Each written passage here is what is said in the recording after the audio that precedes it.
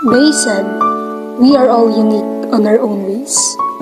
But for me, while I'm growing up, hindi ko maisip na may mga bagay na pagkakaiba ang mga tao. Those uniqueness is a blessing. Lagi kong itinatanong, ano ang basihan upang masabing pinagpalang isang tao? Maswerte? May limpak-limpak at umaapaw na biyaya. Yes, that's what we called blessed. Habang lumalaki ako, lagi kong ikinukumpara ang sarili ko sa achievements ng iba. They're so blessed. Pero hindi ko man lang nakikita na I am also blessed. Yes, everyone is blessed because of God. Lagi kong pinapansin yung achievements ng iba without knowing na may naaabot din pala akong achievements. Actually, being honest, sobrang baba ng self-confidence ko. Aaminin ko, naiinggit ako sa iba na ang taas ng confidence nila.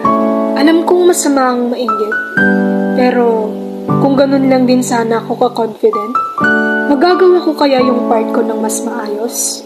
Ang dami kong napalampas na opportunity dahil lang sa nahihiya ako. Because I'm afraid to fail and to disappoint those people around me. Until now, aaminin kong mababa pa rin yung tiwala ko sa sarili ko.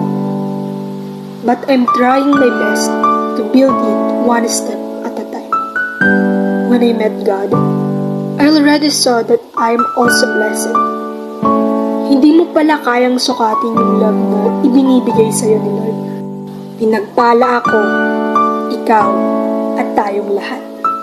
Doon pa lang sa part na humihinga ka, may buhay ka, you are so blessed because andito ka sa mundong ito. Then yung mga achievements mo is just secondary blessings from God. Hindi ka pala dapat mainggit because everything happens first. Lahat ng bagay na tututunan ng paunti-unti. Hindi mo kailangang sumabay. Palakpakan mo sila ngayon until sila naman ang papalakpak sa iyo. A small progress is still a progress. May tamang panahon para sa iyo. I am weak, but my God is strong. I don't have all, but I have Him. Although I'm tired, I know He's not tired of loving me. And that's enough inspiration for me to face each day. Because I'm just someone imperfect, but loved by a perfect God.